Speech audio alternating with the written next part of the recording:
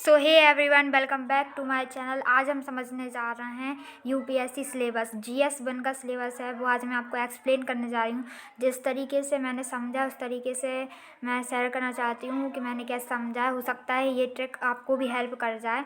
और इसके नोट्स भी हैं, ये आपको PDF मिल जाएगी लिंक, तो आप पहले समझ लीजिए, वरना फिर आपको PDF में डायरेक्ट देख के समझ में नहीं आएगा। तो हम करते हैं हमारी वीडियो को स्टार्ट करने से पहले यदि आप हमारे चैनल के मेंबर नहीं हैं तो सब्सक्राइब करिए हमारे चैनल को और मेंबर बनिए, क्योंकि यहाँ पे ऐसी इन्फॉर्मेटिव वीडियो डलती रहती हैं। तो करते हैं हमारी वीडियो को स्टार्ट।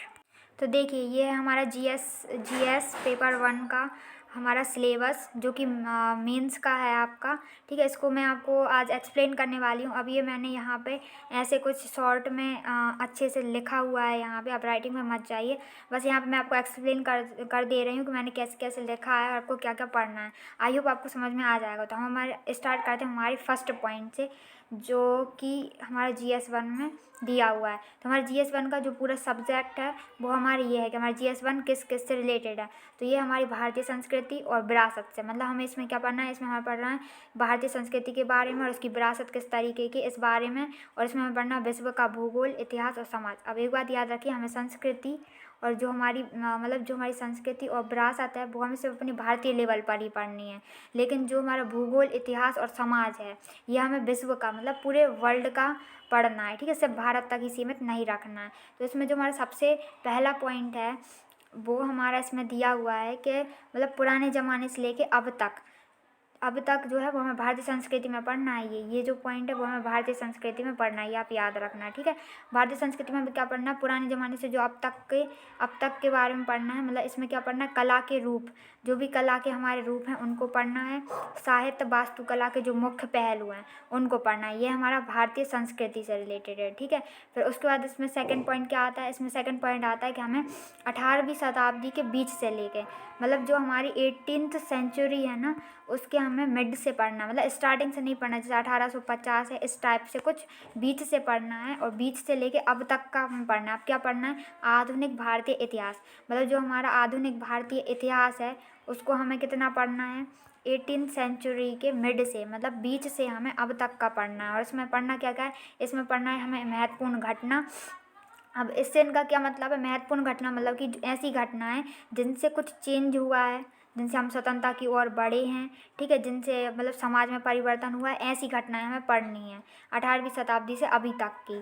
और फिर हमें पढ़ना व्यक्तित्व। अब व्यक्तित्व, इससे इनका क्या मतलब है, इनसे मतलब है कि जिन जिन व्यक्तियों ने अपना योगदान दिया है स्वतंत्रता में या फिर कुछ चेंजेस लाने में, उनका व्यक्तित्व किस प्रकार का है, किस टाइप का है, उनके व्यक्तित्व के बारे में पढ़ना है। फिर इसमें तीसरा आता है विषय।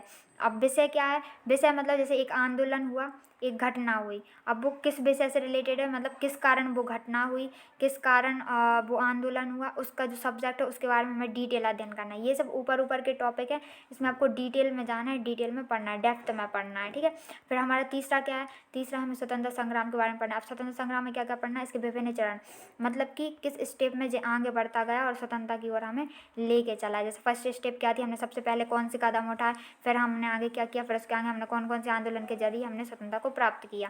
ठीक है, ये हमें लेके चलना है। फिर सेकंड है कि जो अलग अलग देशों से जिन जिन व्यक्तियों का योगदान दिया है, मतलब कि बहुत सारे देशों से बहुत सारे व्यक्तियों ने योगदान दिया है स्वतंत्रता के लिए।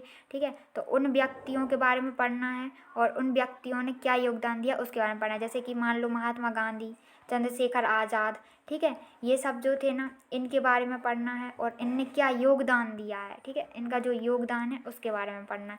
इतना आया समझ में। फिर फोर्थ है, फोर्थ में दिया है कि इसमें स्वतंत्रता के बाद की बात चल रही है। अब इसमें स्वतंत्रता के बाद हमें पढ़ना एकीकरण और पुनर्गठन, मतलब स्वतंत्रता के बाद जो भी हमारे देश हैं वो मिले या फिर उनमें अलग हुए। ठीक है, उनका क्या क्या पुनर्गठन हुआ, मतलब किस प्रकार से, जैसे कि जैसे कि मान के चलो एक घर है, अब उसको बनवाया। ठीक है, वो टूट गया था, उसको बनवाया। ठीक है, अब बनने के बाद में उसमें हमने क्या जमाया, कौन से रूप में क्या जमाया, ठीक है, कहाँ पे क्या हुआ, वो सब पढ़ना है। तो इस टाइप में अब इसमें पांचवा पॉइंट क्या होता है कि 18वीं शताब्दी की हमें घटनाओं के बारे में पढ़ना है। 18वीं शताब्दी की घटनाएं, मतलब ये क्या बोल रहा है कि 18वीं शताब्दी की में जितनी घटनाएं हुई हैं, अब इन्हें उदाहरण दे के रखा है कौन कौन सी घटनाएं।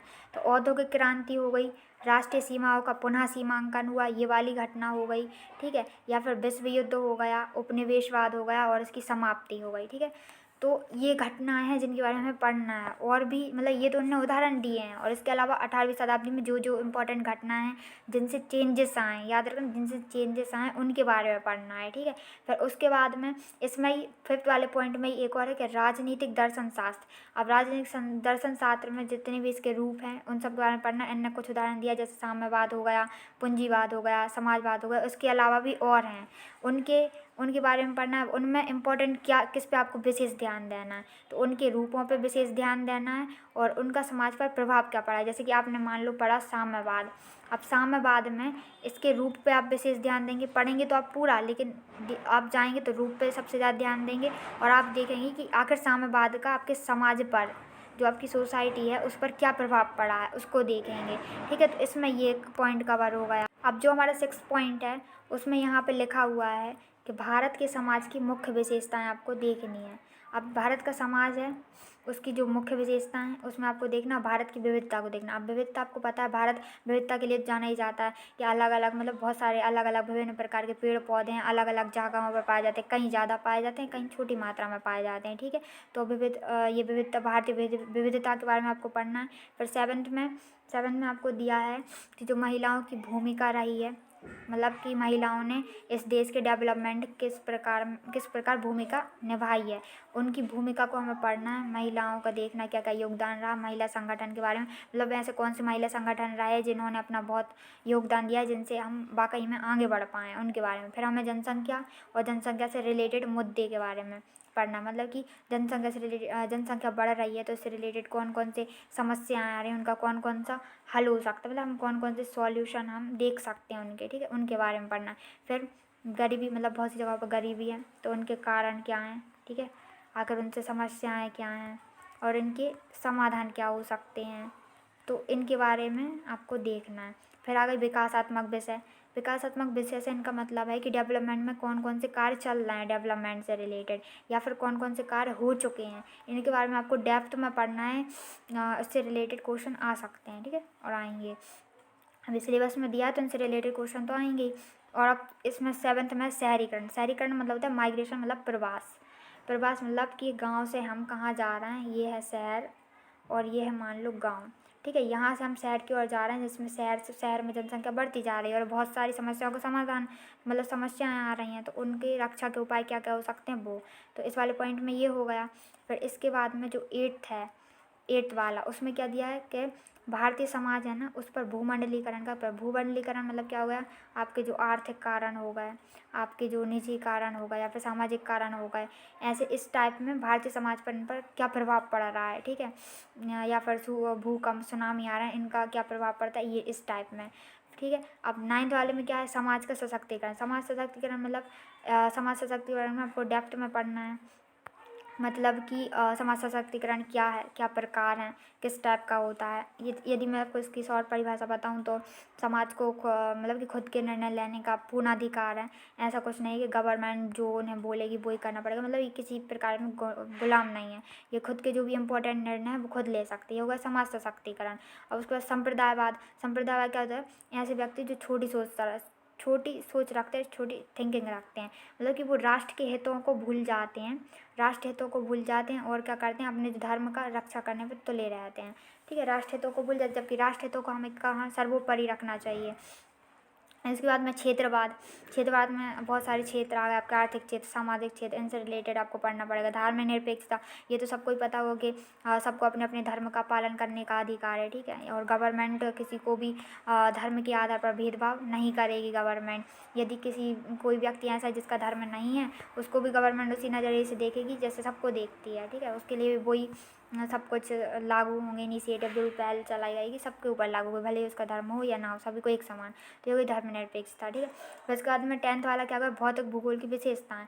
जो भी भूगोल की विशेषताएं, आपको पता है भौतिक भूगोल क्या होता है, इसमें हम जलवायु पढ़ते हैं, जलवायु हमने पढ़ी, हमने इसमें वनस्पति पढ़ा, तो इनकी जो भी विशेषताएँ हैं ये पूरा ही, ठीक है, ये सब हमें पढ़ना है। अब इसका जो 11th पॉइंट है, इसमें हमको क्या पढ़ना है, इसमें जो भी महत्वपूर्ण प्राकृतिक संसाधन। अब देखो ये विश्व के लेवल पे पढ़ना है हमको, भारत के लेवल पे नहीं पढ़ना।